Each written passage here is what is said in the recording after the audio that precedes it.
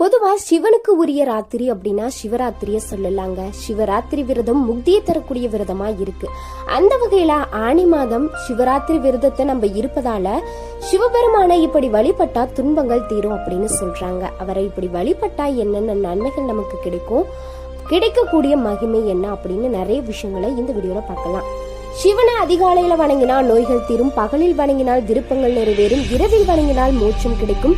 சிவராத்திரி தினத்தன்று தியாகராஜர் என்ற பெயரில் ஈசன் வீற்றிருக்கும் தலங்கள்ல தரிசனம் செய்தால் பாவங்களில் இருந்து விடுபட முடியும். சிவலிங்கத்துக்கு அபிஷேகம் செய்வது இது ஆன்மாவை தூய்மைப்படுத்துதல குறிக்கும். லிங்கத்திற்கு குங்குமம் அணிவித்தல் நல்லியல்பையும் நல்ல பலனையும் கொடுக்கக்கூடிய ஒரு விஷயம்.